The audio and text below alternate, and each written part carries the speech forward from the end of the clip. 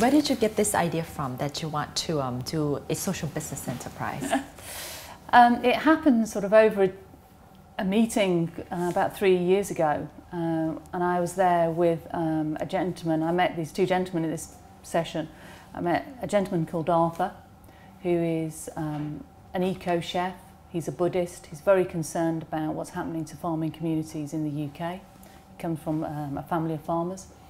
I met also there a guy called David, who is talking about regeneration of cities, where there is particularly vast areas in Europe and in the UK where industry has gone, and so there is high unemployment and cities are just starting to degenerate. And we talked about what was the cause of all of this, as you do, and we decided one of the causes was supermarkets.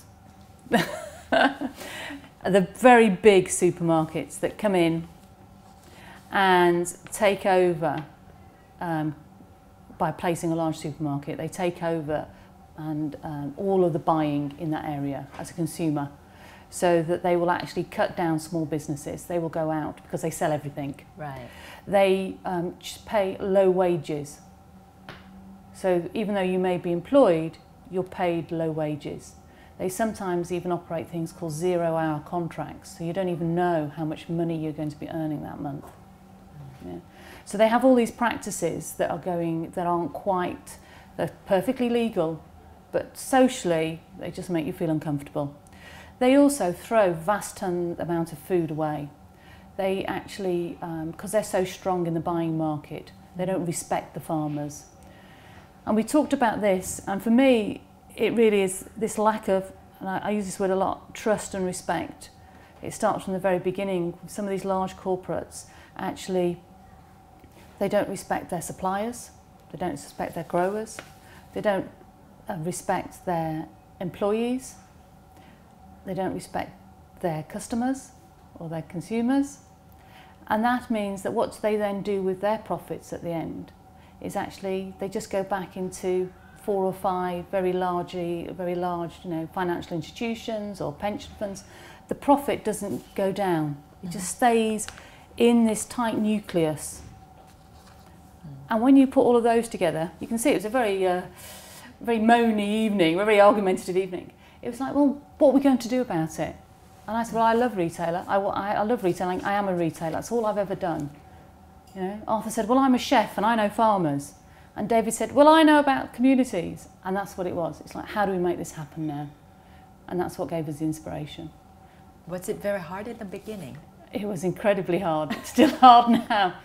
We had, to put it in perspective, no support from government, no financial support whatsoever from charities or organisations.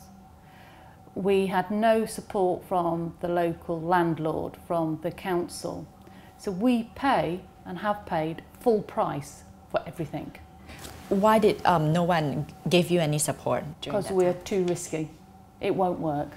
That's what everyone thinks. That's what everybody thought, and still does. But it's too risky.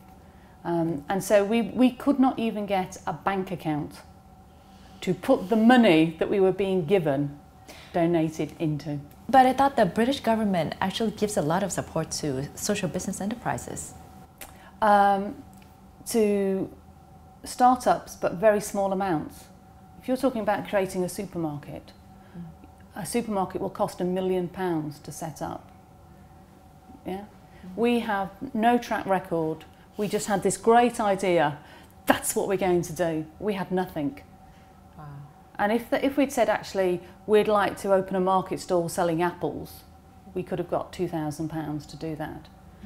But sometimes you have to think big to make big changes, because we know that we've already affected over 1,000 people's lives just by being members, let alone all our customers.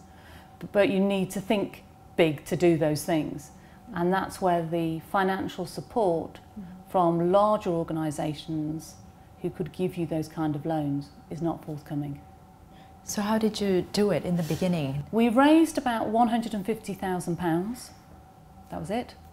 We needed to have raised £800,000. Everything else we got for free. Everything else. The fridges in the supermarket, the countering, the labour to paint the walls, because they're members, the wall paint, the paint, you name it, the tills, even the IT systems that we use. Somebody was throwing out 10 Mac computers we got for free. Just because they believed that this is They something believed, good. yeah. Arthur, I and David spent 2 years talking, asking, borrowing, begging people to give it to us.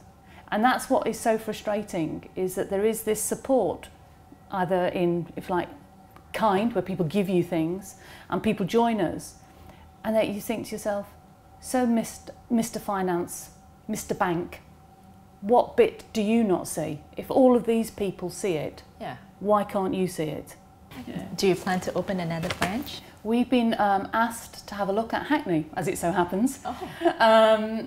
And we are out there talking to the community, because again, what we don't want to do is just arrive, because all other supermarkets don't, they just arrive. We're going to open a big shiny supermarket. That's not what we're about. So we want to go in, and we're already in consultation with the community, and that consultation is being done by members.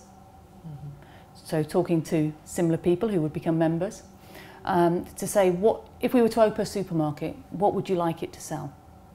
Because the one in Hackney may choose to sell tobacco. That's not for me to say, that's for the members to say. So what would you like us to sell? What would you how much would you be prepared to volunteer?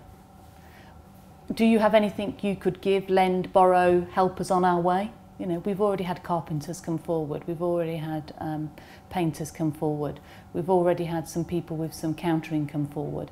So it's already started to build, and people are saying, well, I could do this, we could do this, we could open one.